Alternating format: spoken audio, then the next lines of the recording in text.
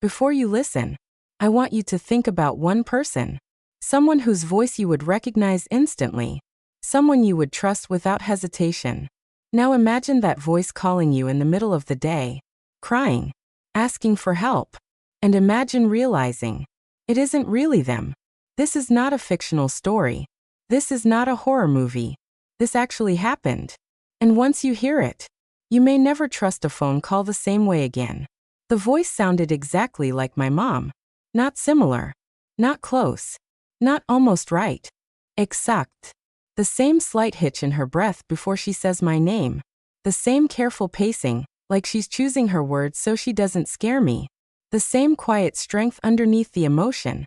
The tone she uses when she's trying to stay composed for my sake. She was crying. Not loud. Not panicked. Just enough to let me know something was very wrong. She said my name once slowly. Then again. And then she whispered, "Please don't tell anyone. I need you right now." I stood up so fast my chair tipped backward and hit the floor behind me. The sound felt distant, like it happened in another room. My heart started pounding so hard I could hear it in my ears. Each beat heavy and uneven. I didn't think. I didn't question. My body reacted before my mind even caught up. "Mom," I said. "What happened?" She inhaled sharply, like she was bracing herself. "I made a mistake," she said. "I don't know what to do." No details. No explanation. Just enough fear to let my imagination do the rest. That's how panic works. It doesn't need facts. It fills in the blanks on its own, and it always chooses the worst possible version. I remember looking around my apartment, suddenly hyper-aware of how normal everything looked. The sunlight through the window. The half-empty cup of coffee on my desk. My laptop still open to the email I'd been reading before the call. Everything felt wrong in contrast to her voice. She told me there'd been an accident. She said she was okay, but someone else wasn't. She said it all happened so fast, and now there were people involved. People who wanted things handled quietly. That word landed heavy in my chest. Quietly. She didn't say police. She didn't say hospital. She didn't say names. Just people. And then she said the sentence that locked me into the moment. "Please don't call anyone else," she whispered. "They said it would only make things worse." My stomach tightened. My mom doesn't keep secrets. She never has. When something goes wrong, she tells everyone. My aunt, my cousin, her neighbor, sometimes even strangers in line at the grocery store. She believes problems get smaller the moment you say them out loud. So hearing her ask me to stay silent felt wrong. But fear has a way of smoothing over doubt. It tells you that questioning means hesitation, and hesitation means consequences. She asked for money. Not an absurd amount. Not enough to make me laugh or hang up. Just enough to hurt. Just enough to feel real. She explained how to send it. She sounded nervous, but not confused. Every instruction came out clean, direct, practiced, like she'd said it before. That should have been another warning sign. At the time, it just sounded like urgency. I asked her where she was. There was a pause. Not silence. Not static. A delay. Then she named the city. The right one. But something about the way she said it didn't settle in my chest the way it should have. The words were correct, but the energy wasn't. It felt like listening to someone recite information instead of living it. My mom talks fast when she's stressed. She jumps between thoughts, interrupts herself, rushes explanations. This voice was careful, measured, controlled. I didn't realize it yet, but that was the first crack. I told her I needed a minute. I said I had to step outside because my phone battery was low. She hesitated, then agreed, reminding me again not to call anyone. I muted the call. My hands were shaking so badly I almost dropped my phone. I stared at the screen, watching the call timer continue to count upward. The call was still connected, still crying, still waiting. I opened my messages and texted my sister. "Is Mom with you?" The reply came almost instantly. "No. She's at work." "Why?" My chest tightened so hard it felt like someone had wrapped a band around my ribs and pulled. I stared at the message, reading it again and again, like the words might change if I looked at them long enough. At the same time, My phone vibrated gently in my hand. The muted call was still live. Still my mom's voice. Still crying. Fear doesn't disappear the moment you get proof. It lingers. It argues. It tells you maybe your sister is mistaken. Maybe your mom stepped out. Maybe something happened in the last few minutes. Panic looks for excuses to stay alive. I unmuted the call. She said my name again, this time sharper, more urgent. She asked if I was still there. I asked her a question. Something simple. Something only she would know. There was another pause. Then she answered. Almost right. Almost as dangerous. Almost keeps you unsure. Almost gives fear room to breathe. I felt something cold spread through my chest. Not panic this time. Something heavier. Slower. Recognition. I remembered an article I'd read weeks earlier. Something I'd skimmed, half interested, never expecting it to matter. It was about artificial intelligence. About voice cloning. About how little data it actually takes. 30 seconds of clean audio. That's all it needs. 30 seconds from a video. From a voicemail. From a voice note sent years ago and forgotten. My mom's voice is everywhere. She posts videos for birthdays. She sends long voice messages instead of texts. She leaves detailed voicemails that start with laughter and end with reminders to call her back. Her voice exists online in fragments, scattered in public. Harvestable. I asked another question. This one wasn't factual. It wasn't about places or dates. It was emotional. Something tied to a memory that never made it online. Something that lived only between us. The voice hesitated. Then it answered. Wrong. Not obviously wrong. Just off. Like it understood the shape of the answer, but not the weight of it. That was enough. I hung up. The silence afterward felt physical. My ears rang, like I'd just stepped out of a loud room. My hands were cold. My heart was still racing, but now it felt directionless, like it didn't know where to go next. 2 seconds later, my phone rang again. Same number. Same name. I didn't answer. I stared at the screen until it stopped ringing. Then I called my mom directly. She picked up on the second ring. Hey, she said. Come. Normal. Confused. What's going on? You sound out of breath. I asked her where she was. At work, she said. Why? I asked if she called me. No, she said slowly. I've been in meetings all morning. I slid down the wall and sat on the floor. She was alive. She was safe. She had no idea what had just happened. As we talked, the reality of it began to settle in. Not all at once, in waves. Relief came first, heavy and almost painful. Then nausea. Then anger. After we hung up, my phone felt heavier in my hand than it ever had before. I reported the call. My mom did too. The officer we spoke with didn't sound surprised. Not even a little. He told us these kinds of scams are increasing fast. Not because the technology is new, but because it works. People trust voices. We always have. Long before faces were common on screens, voices carried identity, safety, authority.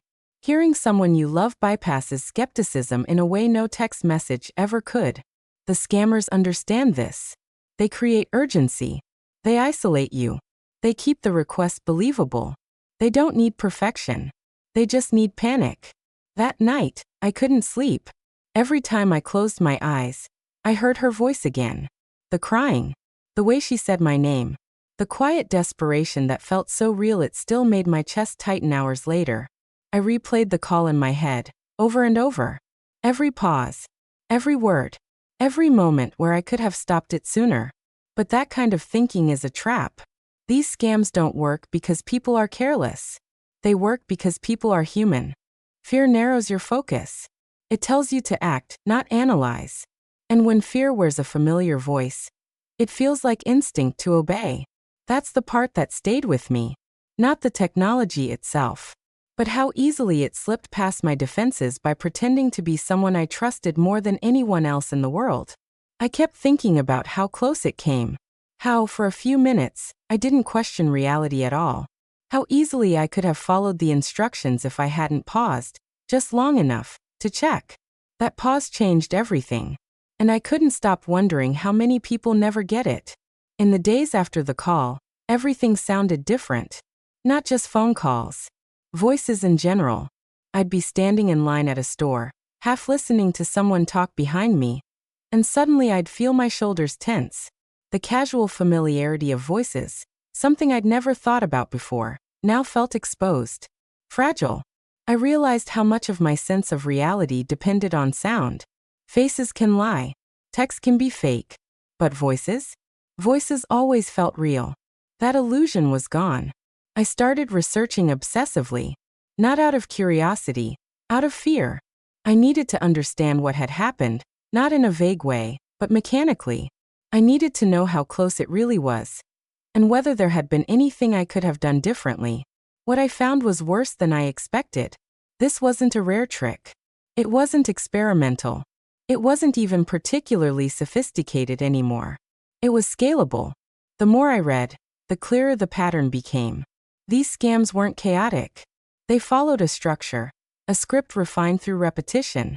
Each step existed for a reason. Each pause calculated to keep the victim emotionally off balance. The first step was always emotional shock. Fear. Urgency. Something that demanded attention now. An accident. An arrest. A medical emergency.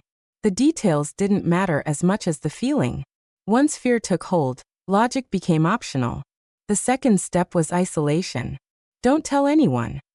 They said not to involve the police. This will get worse if you call someone else. Isolation wasn't about secrecy. It was about control.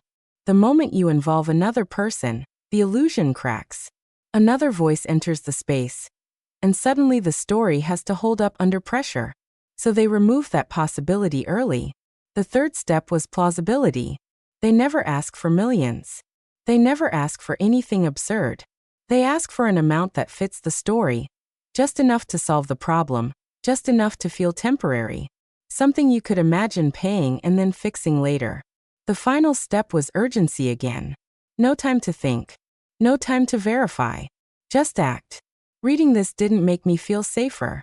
It made me feel exposed. Because I could see exactly how I'd been guided through each stage without realizing it. What scared me most wasn't how convincing the voice had been.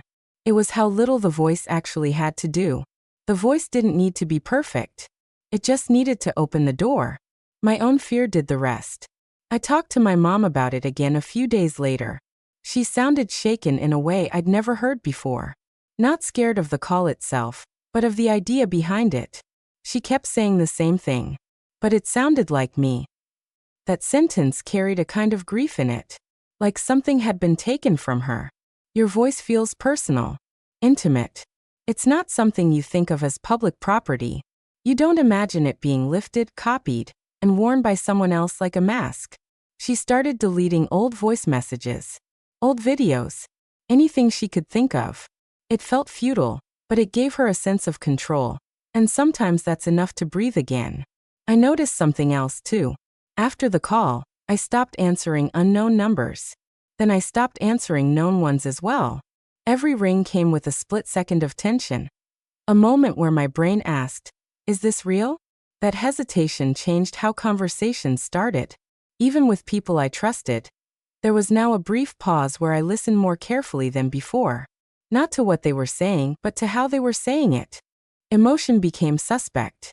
A shaky voice no longer meant distress. Urgency no longer meant truth.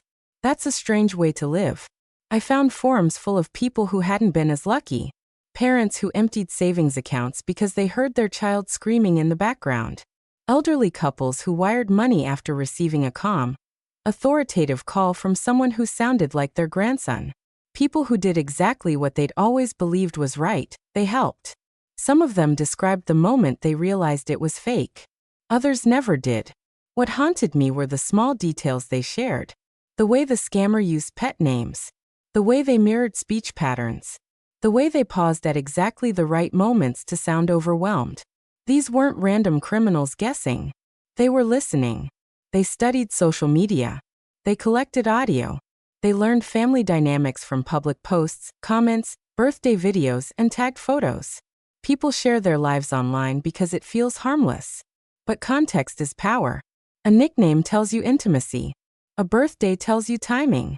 A voice tells you trust. Put together, it's enough. I kept thinking about that almost right answer. The one that finally tipped me off. Almost right is a dangerous place to be. If it had been completely wrong, I would have known instantly. If it had been perfectly right, I might never have questioned it. Almost right creates doubt, and doubt keeps you engaged. That's not a bug.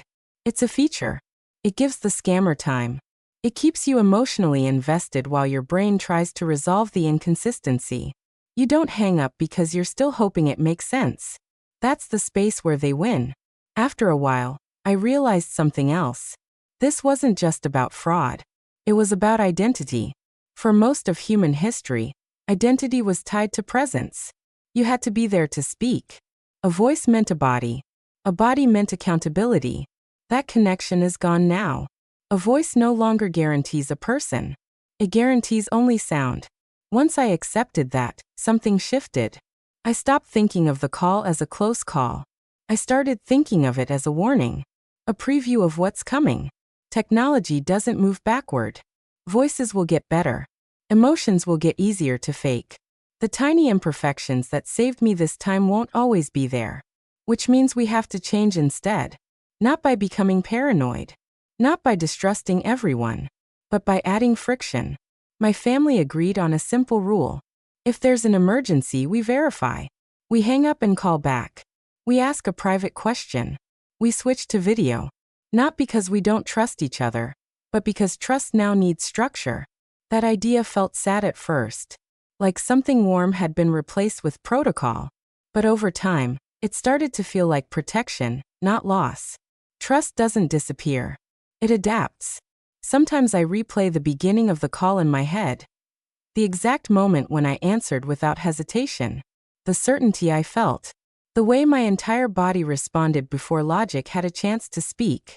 That moment scares me more than anything that came after. Because it reminds me how thin the line is between reality and performance. A familiar voice can cross that line in seconds. If you're listening to this, you might be thinking about someone right now.